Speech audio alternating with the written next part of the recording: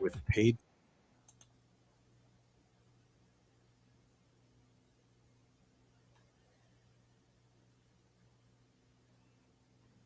I'm Al McFarlane. Welcome to Conversations with Al McFarlane. Glad to be here and glad to have you along. Thank you for being here. What a beautiful day. We have to enjoy all of these wonderful sunny and relatively warm days while we have them. Thanks to KFAI for allowing this program to connect you in community and radio. And thanks to the National Newspaper Publishers Association, we're streaming the program live to the Facebook page of Black Press USA. Of course, we're also streaming it to the McFarlane Media, social media platforms locally as well. You know, yesterday I watched and streamed a wonderful press conference presented by Minnesota's governor and lieutenant governor and other members in community. It was held over at Capri Theater in North Minneapolis, and it was a press conference to celebrate a bill that he signed on the spot at the Capri, a bill launching a task force uh, to be to commission a look into the question of murdered and missing Black women and girls, and uh, we want to talk about that today. Uh, I'm pleased to have joining me to begin with Lisa Clemons, who was part of the press conference. She's the leader of the uh, uh, community service organization that we see a lot in media, Mothers, A Mother's Love, and they're doing a lot of work in trying to resolve and present and support victims of violence in our community. And also, Linda Sloan, my friend and colleague, is the leader of the Council on Minnesotans of African Heritage. Linda, good to see you again. We've got some other business we're doing, but this is a great opportunity. But I wanted both of you to talk about the importance of yesterday. I'm going to start with you, Linda. The bill itself, what was it about and why is it so important? Well, the bill was to create a task force to actually research what's going on with these women who are being murdered and who are missing. And it's actually the first in the nation. So I'm excited about that, and excited about the fact that we have different people coming together to say, hey, Black women and young girls matter. We matter, and that it's important to us and to society that we take a look at what is going on. Is it systemic or cultural, or what's happening with these women? So it's an historic signing, I believe, and excited to be a part of the group. Take a minute to refresh people on the work and the mission of the Council on Minnesotans of African Heritage. It's an important, also a groundbreaking organization in state government here in Minnesota. Sure. So the Council for Minnesotans of African Heritage was empowered 40 years ago. Stephen Belton was actually the first director of the organization. And the organization agency was formed really to ensure that people of African heritage, so that would be African Americans and African immigrants, would be able to fully benefit and participate in everything that the state has to offer, all of the resources, the political, social, economical impact that the state has. And so our main charge is to advise the governor and the legislature on the issues that pertain to the African heritage people. And that's how kind of I got actually engaged in this space as well. Thank you. Lisa Clemons, how are you, my friend? I'm doing good, Al. Thanks for having me here. Hello to my beautiful sister, Linda. Lisa, it's always good to have you on. You are, Lisa, an inspiration. You are the epitome, the model of courage and integrity, of fierceness and fearlessness. I remind people that you were a sworn officer. You yourself were a police officer, and you also have been an active and remain an activist in community. And you walk with what some would see a contradiction, the ability to know the value and the need and the proper role for law enforcement in the justice equation, but also an acute awareness of where things have gone wrong and do go wrong, of flaws and imperfections in the quote unquote criminal justice system that disadvantage our people of color and poor people. So you have been able to reconcile the fact that both of these situations exist at the same time and place and figure out a way to keep moving the ball forward so that the promise of democracy inches towards being more real for more people. So I want to thank you for that. I want to ask you to talk about yesterday in particular, the governor's bill to create the task force on murdered and missing Black women and girls. What does it mean to you? Al, it was a prideful moment for me. I started a Mother's Love Initiative in 2014, and it took me 4 years to be invited to a table to talk about mothers and daughters.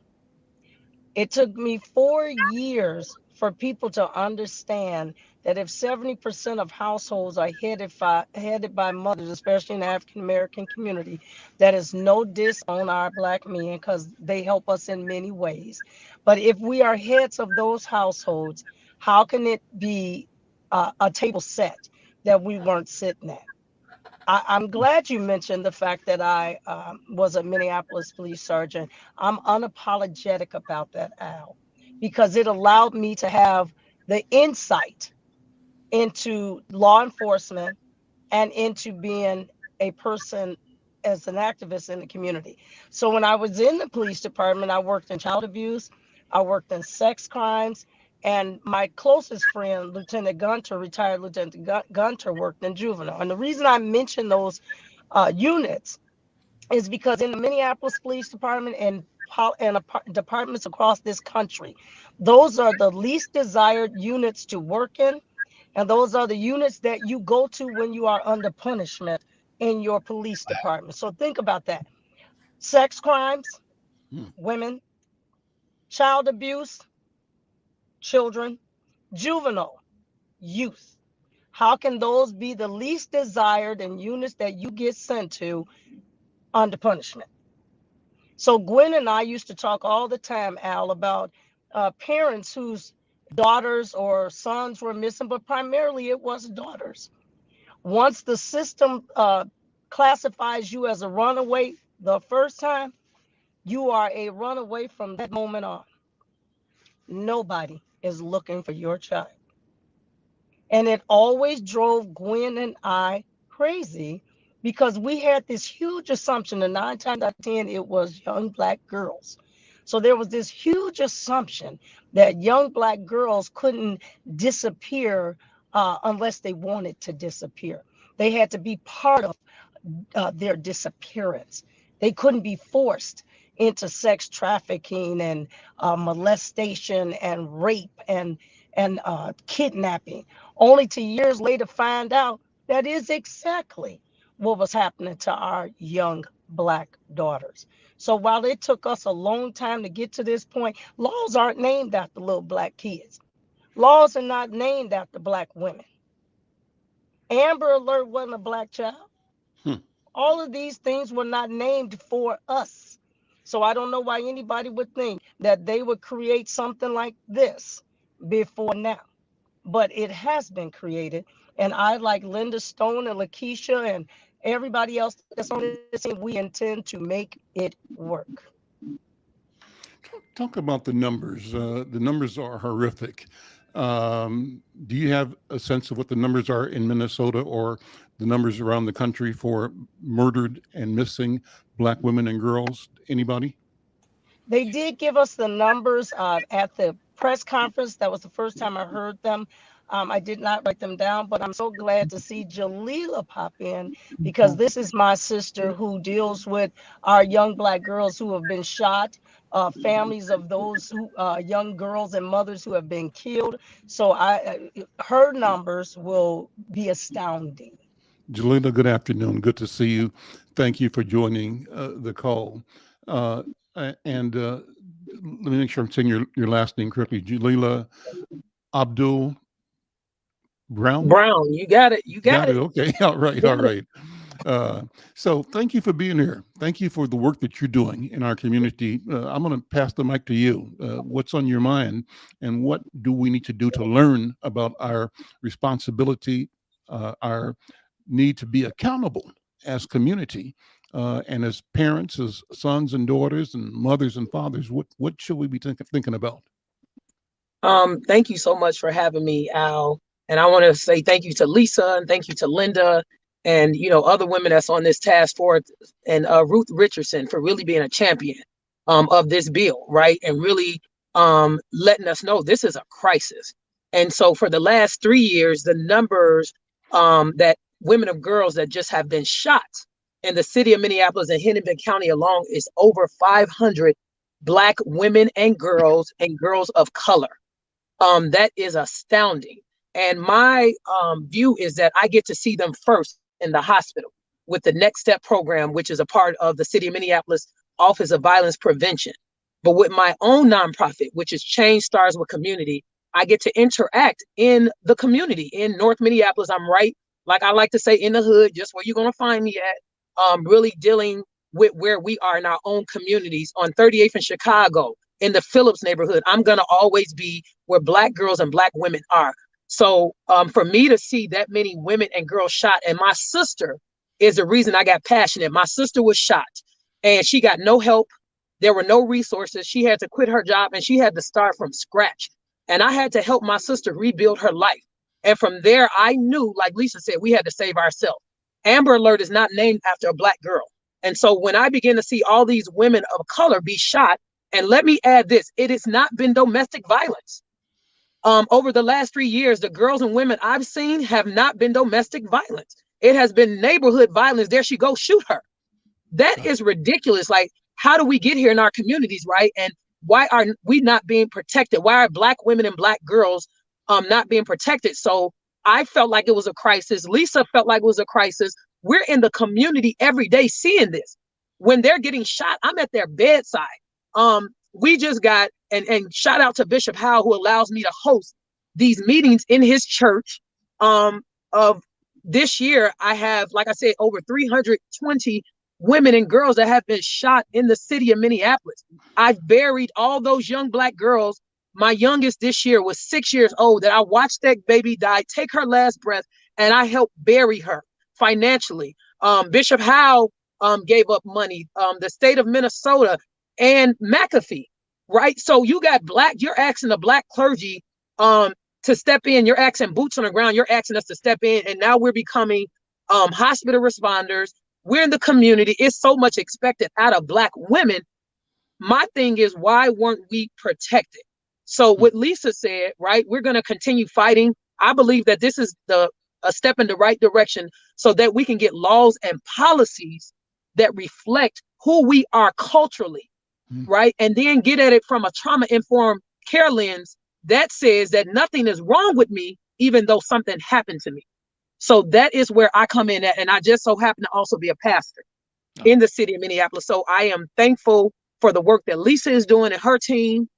Linda, Sasha Cotton, I got to give a shout out to her because she's been a champion for us. And then also Shonda Smith Baker, right, from the Minneapolis Foundation. She's been a champion for us, Lisa and I, to get this work done with our nonprofits. And then me and her, we just been collaborating because Lisa and them do the outreach and then I'll do the programming, right, to really with the mental health. Because even though you take a bullet to your brain, to your body, you still take it to your brain. So a lot of women deal with PTSD immediately. I got women and girls that scared to go outside. Like, no, Jalila, I don't want to go outside. But then I have to help them get housing. That cost. I have to help them pay for their rent until they get back on their feet. I have to supply them with gift cards. I have to move them. We call this thief in the night work. I got to move them immediately. They're not going back to the place in the locations they were shot at. So this is a crisis. And I'm so glad, that the alarm was sounding, and I believe we can get some things done. Jalila, take a minute and tell me about your sister's story. I'm so sorry, but you've turned this into something, a passion, a fuel. But tell that story. What happened in your own personal life with your sister? So my sister was shot. Somebody just was riding down the street. They were shooting, and she got shot, and her bones was broken in 1,000 places. And so just to see my sister have to be on crutches, she had 2 sons, watch her sons have to watch her go through trauma for a bullet that wasn't even meant for her, to watch her get no help. That's when I knew, okay, we got a problem. Nobody reached out to her. Reparations, with the crime victims, we had to call them about 10 times just to get any help. So then I financially began to undergird my sister. And I got a success story about her because she began to drive that pain and that bullet she took. And now she's a licensed esthetician. She just opened her own business. It's called Glow Skin Space. And she's now operating and making over $200,000 a year. So Amazing. me and her just did a story on WCCO that you guys can look up. She's helping now Black women recover from bullets and trauma. So I connect her to a lot of my girls when they need facials, just to let them know you are not what happened to you, right? And that you can overcome this trauma. Lisa, you're dealing with trauma all day and all night with the Mother's Love. I was down on West Broadway a couple of weeks ago when a guy was driving a car, some kind of road rage incident. Someone tried to challenge him. The white guy shot the black guy, killed him, I believe. And then he somehow made his way a block or so away towards the parking lot of Cub Foods and tried to carjack a Black woman. And she was able to prevent the carjacking, but the car was moving and ran into a light pole or something like that. And people were able to subdue this guy. But your people were on the spot. I happened to be driving by, pulled over just to see what was going on, but talked to people on your team who were there providing counseling, being witness to this. And so how are you all processing all that you are seeing, counseling about, connecting people to resources, helping them find healing through the trauma that they are experiencing?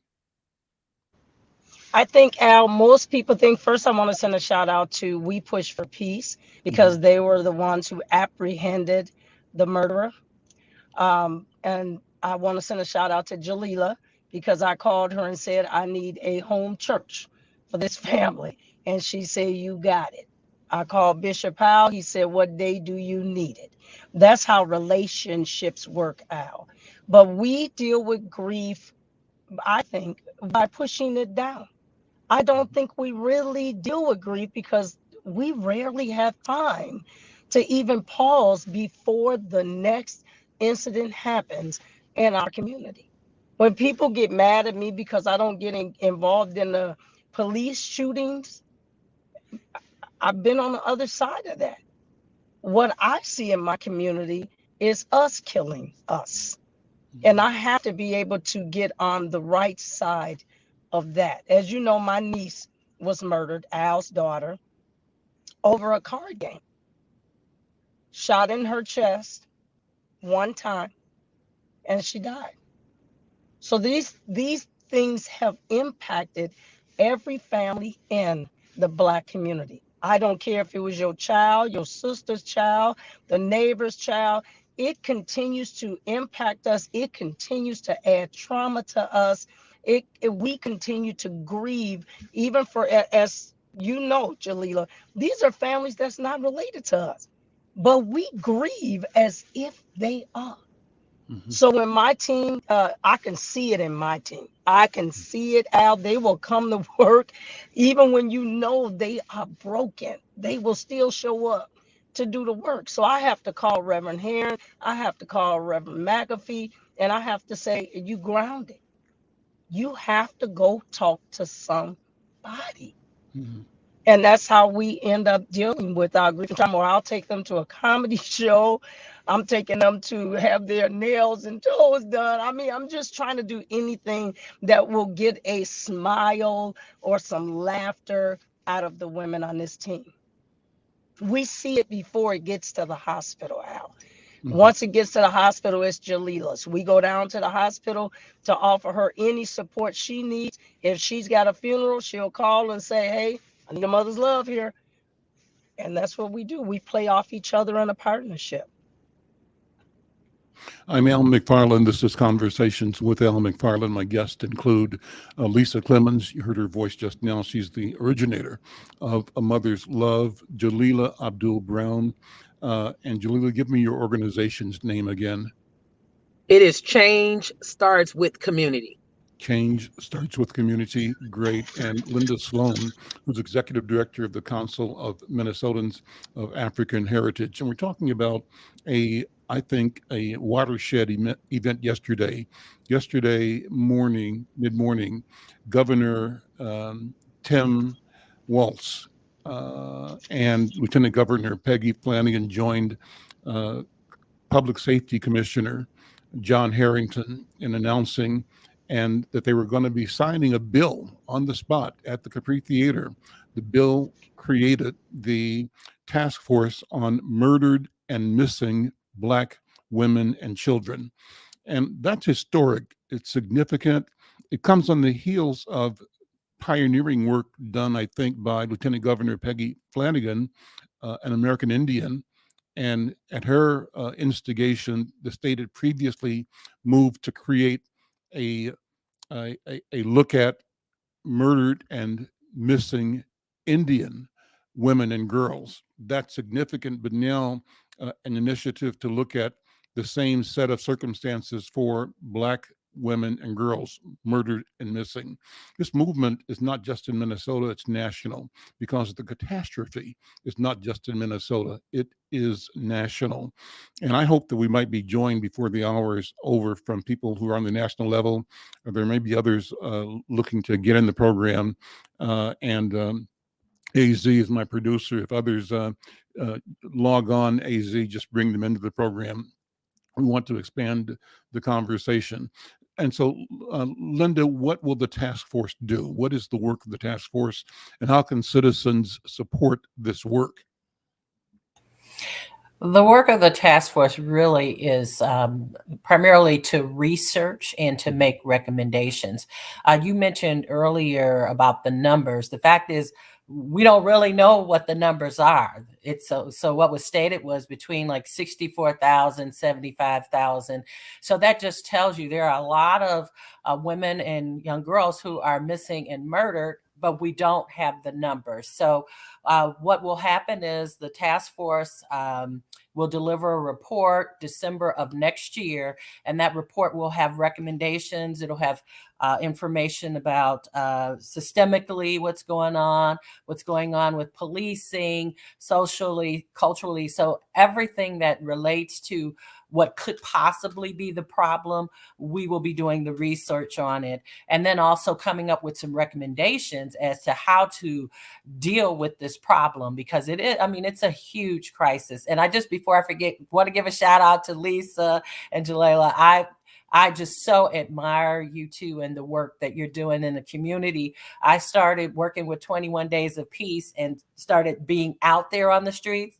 And my God, it's something being out there. And I would always hear about the work that you two are doing. So I just had to mention that. I so admire you and respect you for the work.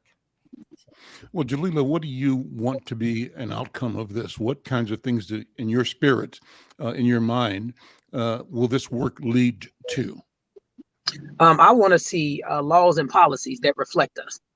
We can talk all day, but if we don't change laws and policies that actually work for us, we'll continue to see the same systemic cycles that we've already seen. And Linda, thank you so much, and for bringing up the 21 Days for Peace. When we did that, we had a member of Shiloh team, a female that was shot. I know. Okay, so I had to follow behind the ambulance and have somebody get there while I was on my way there. So that just lets you know that this is a crisis. And so what I want to see real change. I'm tired of talking. We go in so many rooms, and Lisa know this. So when you call me, you calling me for results, because I want to see results, and that is a changed life. That is for us to get a lot of these women and girls back on their feet. And then it also looks like prevention. So I do a lot of violence prevention camps. Lisa does them in the summer. I do them because that's what's needed. We need to be preventative and not reactive. Mm-hmm. And I think so many times in the African American community, we've been programmed to be reactive. I want to be proactive, right? And I really believe that now, okay, we've had so many women, Black women and girls, just be shot and killed alone this year in the city of Minneapolis. It's a pandemic. It's beyond a crisis, right? So can you imagine how many people I've watched die this year? If you can imagine how many people have been shot in the city of Minneapolis, it is over 600 people. I've watched majority of those 90 people die. So with that being said, most of them have been females and young girls. So I want to see results. I want to see laws and policies and programming and resources that reflect us in the communities that we are in. And it's a public health fact that when you see more resources, you see less crime, you see less shootings, and you see less violence, right? And you see better food, you see better education. So when we begin to get at the root of the problem, which is systemic, because these laws were not created for us, they were not created to reflect us. So when we begin to do that, and we're at the table to actually do that, I believe that we are now going to see some real results. And so these women will even know where they can come to. Because honestly, I don't even know how a lot of the women and girls find me. They like, somebody told me about you. My cousin told me about you. They find me on Facebook. Like when I tell you my phone rings all night, and Lisa knows I just had to really like, okay, after midnight, I'm like, I'm gonna stop answering my phone. Now, some would say you should stop answering your phone before that, but this work does not stop. Okay, so with that being said, I'm heavy on the self-care because I am a mental health practitioner. So I know when to step back. I know how to take care of myself, and I know how to, for me, Jesus and therapy is what works for me, right? And I make sure that I keep my mental health intact. And that's why I be telling Lisa, like, let me get you a massage. So Lisa, I'm sending you to get a massage because we got to take care of ourselves. We cannot let this work inundate us because listen, when I'm dead and gone, this work will still be here. But at this time, I want to see real change and I want to see real results. So what happened to my sister? And what happened to one of my young girls this summer? She was murdered. A guy, she got in the car with a guy. He threw her in the alley like she was a dog. She got thrown in the alley like a dog. Do you hear me? So with that being said, you know, her mother knew right away where to get resources from, right? And that's what needs to happen so that we can see real change. And when they know that violence is about to happen, how come we can't get them out the way before it happens? Why do we got to let them get shot? Why do I need to let you stay in an environment where I know your daughter gonna get shot? Why I know your daughter gonna get sex trafficked or get murdered, right? So we need to have the resources to get them out the way before it happens. So what I want to see is results. Jalila, I say this all the time. I'll say it again because I think it bears it bears mentioning. Al McFarlane's complaint, my criticism about our community and our society is that too often, and this is what I say, we get the misery and they get the money. What do you mean, Al McFarlane? Black people suffer. And our suffering is almost cultivated. It's almost nurtured. It's almost prized. It's almost treated as if it's a possession, something alive and viable as a revenue stream for white people. And I charge our white society, the white supremacist culture, with maintaining institutions and practices, processes that advantage white people and put them in a position to justify their perception of Black people as deficient, as a problem, and as an opportunity to manage for profit. They get the money, we get the misery, and that, to me, Jalila, is totally, totally unacceptable. And that's one of the lines that this fight has to take place at. Lisa, what do you think? How do we mobilize and organize our community so that we train ourselves to follow the money, that in every proposed solution, we say, yeah, but who's doing the work? And how much of the expense or the cost of this work is flowing through and developing the gifts in our community? If we're talking about healing, is there an investment in healers in our community? And should there be? If we're talking about the prevalence of like 30% of all of this violence against women being against Black women, though Black women make up 15% of the population, then ought not 30% of all the resources to deal with violence prevention, violence solutions be directed to and for Black women, practitioners, healers, uh, solution providers in the Black community? Lisa Clemons, what do you think?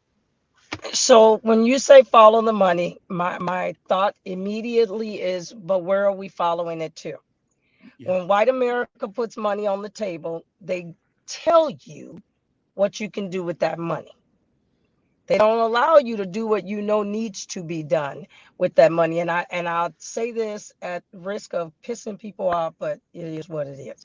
When you put 30 to 100 million to 200 million, when you invest that in abolishing a police department, and we as Black people don't say, hey, can we get that equal amount to do reform in our community that will save millions of lives? But we take it because this is what they tell us to focus on. But then people like Jalila and I know that the bodies that's dropping in our community are by our hands.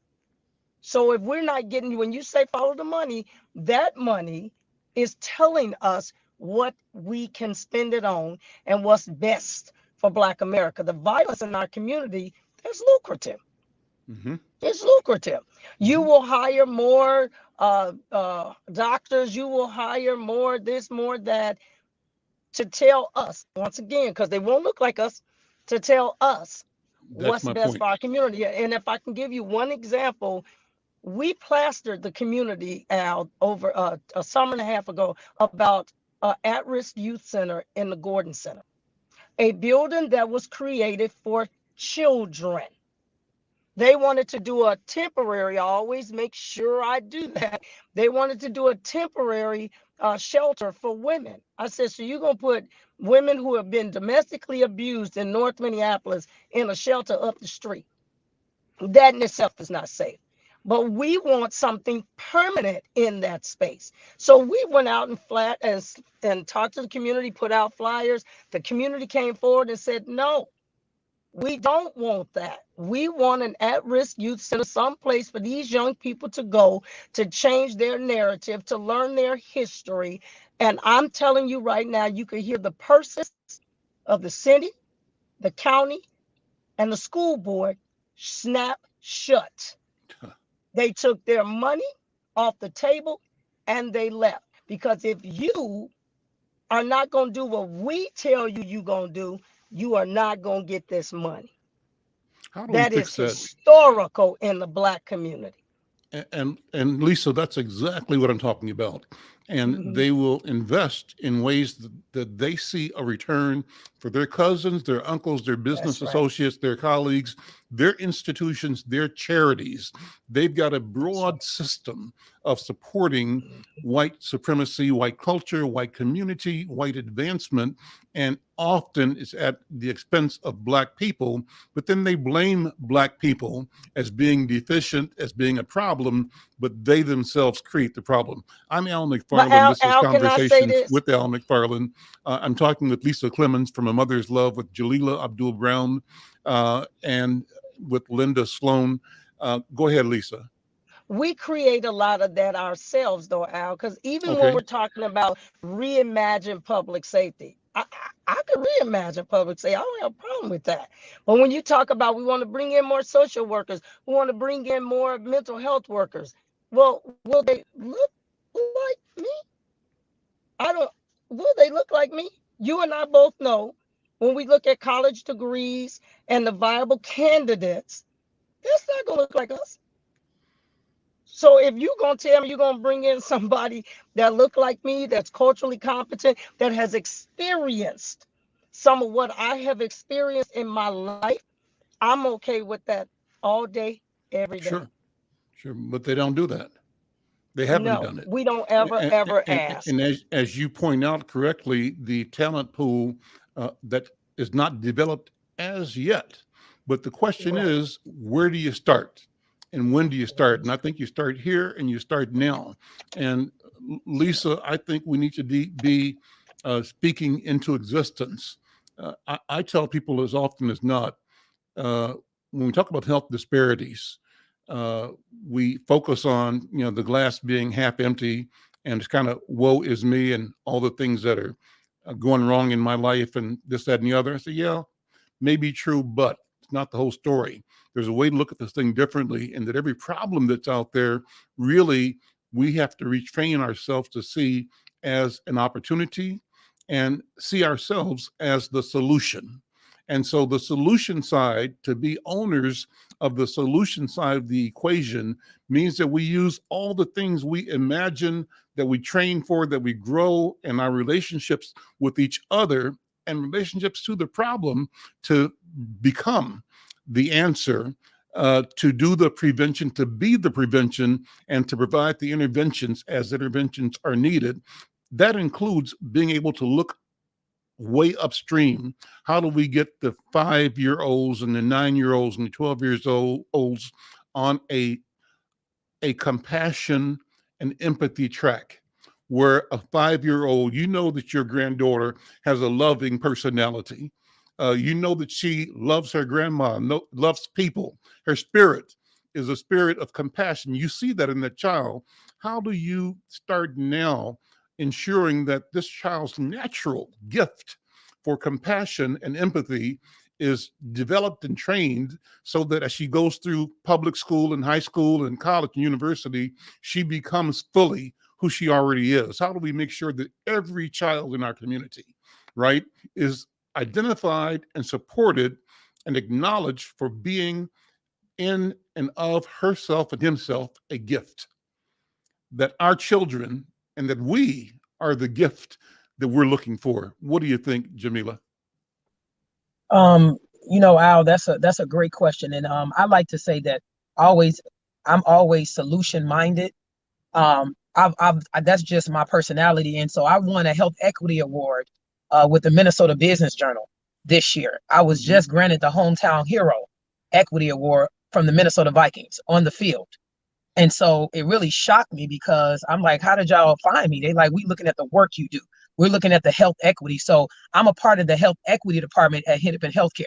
And so when I begin to see Black people die of COVID at an advanced rate, I set up clinics immediately. I'm like, let's pull everybody in the city, everybody that got this money. I need all of you guys to use your money and come to our community and set up right where we are. And they began to do that. And we vaccinated over like 600 people. We just did more clinics on site. And Lisa knows this. We did a turkey giveaway. But while we were doing a turkey giveaway, we vaccinated over 400 people. So that is a lot of people. And some people got boosters, including Sheriff Hutch. So we got to begin to be solution minded. And so, because, we may see a young girl who, I see young girls holding guns. I started a gun bucket. You want to throw that gun down, honey? Put that gun in that bucket. Young man, you want to throw that gun away? You ready to get out that life? Put the gun in the bucket. And so we connected with Hennepin County sheriffs to now pick up those guns, right? Instead of you arresting them, allow them to turn those guns in. And then what I began to do was invest in the young girls. I had to start investing in them. And what I did was I took them out of the neighborhood. All of the field trips, one field trip cost me about $2,000, right? I chartered a bus. I took them out of the city so that you can see beautiful flowers. You can see the Science Museum. You can see the Children's Museum. You can see STEM and know at Best Buy to know that you can be a scientist, right? So we got to begin to change their minds and change their narrative. And I would say is an advantage that I was a child care provider, a licensed child care provider in Hennepin County for over 12 years. So I come from the early childhood background, and I know that the first 5 years of life is critical, right? But you can also catch them at teenage years and still mold them because their brains are pliable. We know that teenagers and young people see things the way that they think they are versus the way they are. So with knowing that, with my mental health background, my psychology degree, I know how to work with them from the mind down, because it is a mind thing. And if we don't begin to change our mind, here's an example. When people want to meet me and give me money, you got to meet me in North Minneapolis, or you got to meet me on 38th in Chicago at Worldwide, where my dad church is. I'm not meeting you in Wayzata. I'm not meeting you in Edina because you need to come to our neighborhood and you need to volunteer in our neighborhood before I accept your money. I don't just let anybody give me money. And the reason why, like Lisa said, I don't want your red tape. You keep it. I don't need your money like that.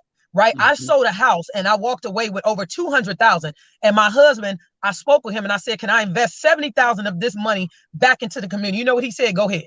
Because I know whatever you do, it's an end and a means to it. And we're seeing the results. So like Lisa said, we started our organizations with no money. Right. And I just invested the money because I felt like if I invest the money in the people, I'm going to see a return. So I believe if we do speak life into African-American girls, we do let them know you are more than your body. You are bigger than your butt. You are cuter than your tits. And you are more than a long weave, right? When we begin to let them see that and we begin to be that example for them, that is when we will continue to see change. And now to see girls that was not going to school, right? I got girls that wasn't even going to school, that wouldn't even go home. They're going home now. They go to school now. They're online, and I rewarded them for their good behavior, right? So they know they can't bring that foolishness to me. I'm not going to help you run away. I'm not going to help you be a nobody. And I let them know it's easy to be nobody. And I come from Chicago, Illinois. I grew up in the projects walking over dead bodies, right? I grew up dodging bullets. So I know how to help other young girls avoid, like I say, the potholes of life. And I begin to pull them out. And if we don't begin to do that, and I know that's where that mindset comes from with Lisa, right? No matter what our approach is, we're getting results. And that's, to me, what it's about. But it's like you said, speaking life to them, to let them know you are better and bigger than where you are. And I will help you get beyond, just seeing like a narrow-minded of, oh, the city of Minneapolis, or what we like to say, the hood is going to swallow me up. No, it's not. And you become that doctor, that lawyer. I dropped out of school and I had to go back and get a GED. I finished my college degree in 1 year. And I told my professor, man, I didn't even know I was that smart. Yeah. I finished a psychology degree in 1 year. It took one person to speak to me. My mom said, girl, you can do that. I got it finished in 1 year. Right. And so we need to see other young girls. I'm opening the door for them to come behind me. But guess what? I'm not just going to open the door. I'm going to help them open it. And I'm going to lay a pathway, a blueprint, and show them how to come behind me and also be successful, even if that means me investing in you. I'm Al McFarlane. This is Conversations with Al McFarlane. That was Jalila Abdul-Brown, counselor, mental health worker, activist, organizer, businesswoman in our community, and an advocate looking out, talking about the topic of murdered and missing Black women, reflecting on yesterday's signing into law a bill creating the Missing and Murdered Black Women and Girls Task Force in the state of Minnesota, the first of its kind in the nation. Lisa Clemons is here with the Mother's Love. Linda Sloan is here, Executive Director of the Council of Minnesotans of African Heritage. Lisa, you were going to comment as Jalila was expressing. I knew we had something else in common. So I was a preschool and toddler age teacher for 12 years, Jalila. So that's why we keep clicking. But I wanted to talk a little bit about funding and seriously. And Jalila, Linda, you know this. The least amount of funding comes when you're talking about Black girls and Black mothers. If they believe that every piece of funding should be in place to save our Black men and Black boys, which we agree that that's needed. However, there's a lot of homes that are single Black mothers raising not just daughters, but Black boys as well. So the hardest part is getting society to put value to Black girls and Black daughters. And I give this example when we talk about R. Kelly. Al, I never seen so many women on Facebook talk about how he got railroaded.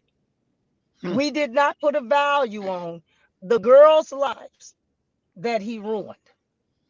And I always tell people, we do classes with mothers. That's why I love Jalila so much and what she invests in daughters. So we do, and when I say mothers, I'm talking about young mothers as well. So we go back to the basics. We teach those things that everybody believes a mother should already know. And I don't know why you thought that, because a lot of our young girls came in the era of crack. So those mothers needed to be retrained on being a mother to young people. Don't be mad at them. It's possible to make that happen. So when we call ourselves the OGs, Jalila, the original grandmothers, we go back into that thinking of our generation, of how our mothers taught us those values, that moral compass, those rules, and we reinstill those things in existing mothers and daughters who are now mothers. And I always tell people this, Al, we raise our girls and we coddle our boys. We prepare our daughters. They babysit the kids, right? That's being prepared for motherhood. We teach them how to apply that makeup for that new boyfriend or that husband. We teach them how to cook, how to wash clothes. With our sons, their duty, unless you're a mother like me, they got to take the trash out. Mm-hmm. We learned in talking to young girls through the summer that they felt devalued. They felt like their mothers cared more about their brothers than they cared about them. And one mother said, well, but they can't get pregnant. You can. And she said, but they got me pregnant. So we have to stop looking at society being dangerous for our sons. And Jalila's working with so many families who have lost somebody to the violence in the community. However, we still invest in that violence from the lens of a Black boy and a Black man versus a Black daughter and a Black mother. We don't count those bodies. I wonder if either of you saw, I got in my inbox this morning, shocking, a video about a fight out at the airport yesterday. Frontier Airlines, a fight, and it was like about a 2-minute video. Looked like it looked like it was boys fighting girls, and I'm saying boys and girls because the people looked like they were 18, 17. There might have been one or two older people there, but there is this sort of disturbing in the airport, just kicking and fighting and slamming with chairs and garbage can tops, wrestling and tussling. And I don't know what the event was, but I watched the comments about it, and a lot of them appropriately said, this is sad, and what is this? Some of them were kind of mocking, saying that's what they are. That's how y'all are, And so I bring it up just to wonder, how do we look at this silliness that becomes dangerous in our community and among our young people? How do we allow ourselves to become vulnerable like this, so that, Jalila, as you said, this circumstance is the picture of how somebody gets trapped, right? And gets traded and gets trafficked, because there's often a textbook situation. There's a process to it. And if a person is unaware, they get spotted, they get groomed, cultivated, hooked, and sold, not only into traffic, but into drug use and drug abuse, and into a variety of rebellious, non-productive, self-destructive behaviors. And as they experience this transformation to the negative side of their own personality, they think they're okay. What do we do about that? And I'm asking you, Jalila, as a mental health worker, how do you see that in people in general, young people in particular? And what do we do? We are dealing with a big substance abuse in our community. I'm seeing a lot of young people 12 and up on fentanyl. It got so bad that we started a food shelf inside of Shiloh Temple. Bishop Howe, I and his wife, we started a food shelf. It is Shiloh Cares Food Shelf. And the reason we started, because we were seeing just young people strung out on Broadway, in the 38th Street area, just starving. And I'm like, something has to give. This is not okay. But what I noticed is that a lot of them were ODing. Okay. And so, I mean, we were getting them, they getting ready to die. So I'm like, I'm not going to let anybody die. So we became the Narcan site for North Minneapolis, where anybody can come in there and get Narcan kits to save a life, right? I'd rather save your life. If you swing at me dying, hey, you're alive. So what I'm seeing is that we are seeing a lot of generational trauma handed down in the African American community. And I'm gonna speak from my own life. What I saw from my own mother, I grew up with a mother and a father that were addicted to drugs. Now, people already told me at 10, you're gonna be on drugs too. So I should be out of my mind right now, and I should be a zombie somewhere, strung out on drugs. So a lot of this stuff, this trauma is generational. Your microphone, something happened to your microphone. A little Can you bit. hear me now? I hear you, but yeah, I think you got covered up. Your mic got covered or something, but go ahead. Okay, can you hear me now? It's different from the clarity that it was before. I don't know if you can move your mic a little bit. Can you hear me now? Yeah, that's better. Okay. So a lot of what we're seeing with what's going on with a lot of our young people is generation. Right? It used to be a time you could correct the kid, and the mom would say, "Thank you." You correct the kid today, the mom coming to fight you too. Mm-hmm. Right? So when I see most young people, I already know 9 times out of 10 I'm dealing with a mother or father who's the same way. Mm-hmm. Right? A lot of this stuff is generational. It is handed down. It is learned. And somebody has to break the cycle. If you got an apple tree is going to bear apples. You got an orange tree is going to bear oranges. So what we like to do is when I host my groups and I have mental health one-on-one, me and Dr. Andrea Langford, we have them bring the kids. Because your children, we deal with the family dynamics. Your children also need to be involved in this healing. Okay? Because if I heal you, but I don't heal the house, I'm sending you back and you're just going to continue to be bruised. So we got to begin, and this is what I saw in Caucasian communities, is that they deal with the whole family.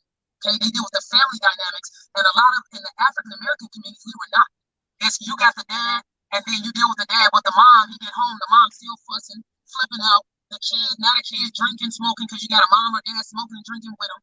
So until we believe that this is a problem, and we begin to show our community how to break the cycles of violence and trauma, we're going to continue to see what we're seeing, and we're going to continue to get what we're getting. And I believe that this task force and the research that's going to be done is a step in the right direction. But like Lisa said, we have to get the whole house. So whenever I get any woman, any young girl, I'm after your mother.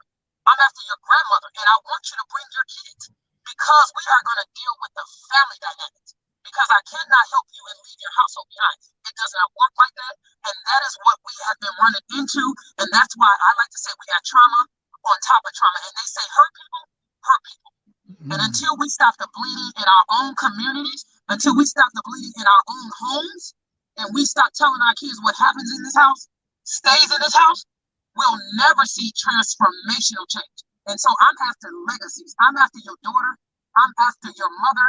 I'm after the grandmother. I have grandmothers. I have granddaughters, and I have moms all coming to my meeting so they all can get healed. And we did a geniogram, and come to find out, the young girl was raped, the grandmother was raped, the mother was raped. That's a cycle. That's a curse, but they were like groomed for that. So sometimes we groom our kids. I can give you an example. When we were growing up, we saw a lot of people selling drugs. And sometimes my brothers would sit outside the doors of drug dealers' house. And when we got older, I said, somebody in my family is going to end up a drug dealer. Because that's what we saw. That was normal. So we began to continue to make cycle, to make trauma and just madness normal. That's going to become our normality. Because we all are a product of our environment, whether we like that or not. There's no way you can shake your environment. And so we got to now deal with the entire family. And if we don't do that, we're going to continue to see cycles. There's so many programs in Minnesota set up for young boys and girls. There was not really any programs except for domestic violence that was created, like Lisa said, for moms, that was created for young girls and daughters. You had to get beat. Well, most of these young girls that I got that got shot, they've never been beaten in their lives. They were walking down the street and got shot. So now she got to pretend like she's a domestic violence survivor to get help. Now she got to get on welfare. Let's talk about that. Now she got to get on welfare and take the man out the house to get help. Let's stop it. We got to start to break these cycles. And like I said, if I got to use my own money, which I have, I'll continue to do that. And I'm going to continue to see results. And I invest in property and everything just so I can sow back and give back into young Black girls and women of color in my community. I'm not going to stop. And guess what? I'm seeing lives change. I got girls who are getting jobs. I got second harvests who call me and say, you know what? We'll be your job program. Right? It got to start somewhere. And now they're giving my girls jobs. They're giving them opportunities to get back on their feet. And then we can begin to see change, because if you don't got a job, if a man don't work, he don't eat. So we gotta begin to wrap around the entire family dynamics and not just deal with this thing one-sided, like what has been done in the state of Minnesota. They dealt with the black men, but what about his wife? What about his girlfriend? What about his baby mom? Right? We got to start dealing with the family dynamics if we're going to break the family trauma and the family cycles of distress that we're seeing in the Black community. We're down to our last 5 minutes. Your voice popped in strong again, Jamila. I hope people heard all of the great things you were saying. It was a little bit different, but I heard it, and I'm hoping that my listening audience heard it as well. Lisa, for 3 minutes or so, just final comments, thoughts, instructions for our community. And then, Linda, I'm going to ask you to close the program by, again, summarizing what the task force will do and how the public can support this work. Lisa?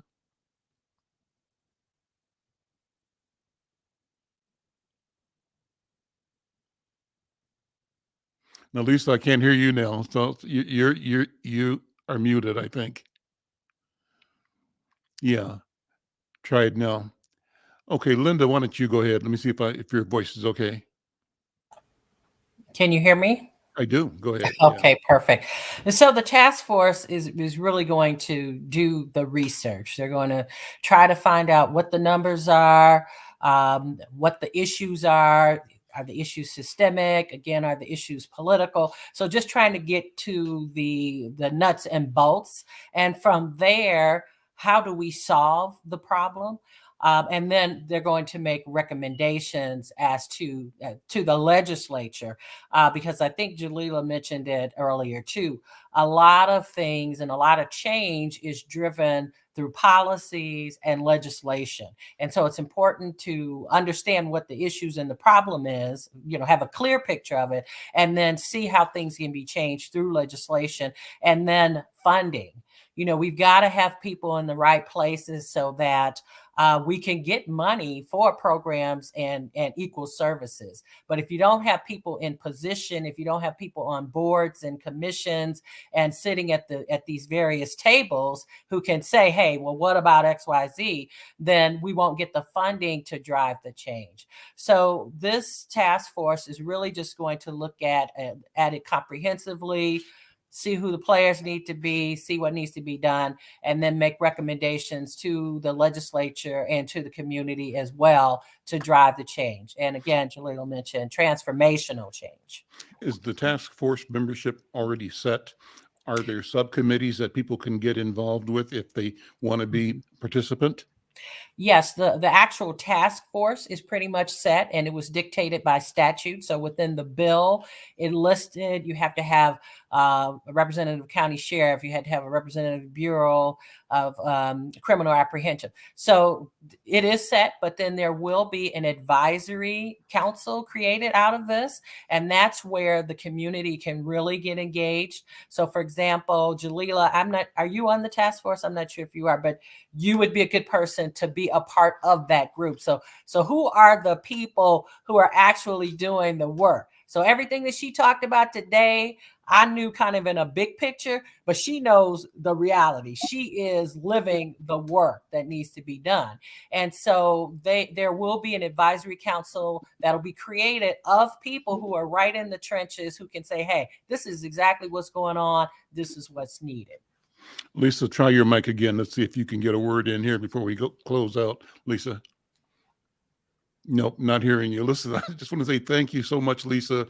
As always, all that I did hear from you today and that I always hear from you is enlightening, refreshing, and encouraging and challenging. So thank you, Lisa Clemons, A Mother's Love, for all you do.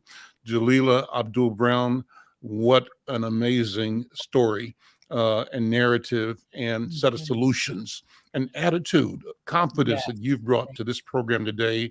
I want to thank you. Linda, your work at the console, thank you all so much. We're out of time, a great program, but stay tuned. Call up Jalila at at the Shiloh Temple. You can reach her there, I'm sure. Call up Lisa Clemons at A Mother's Love. Call Linda at the Council on Minnesotans of African Heritage. Get plugged in. Bring your voice. Your voice matters. I'm Al McFarlane. We'll see you next time. Thank you all.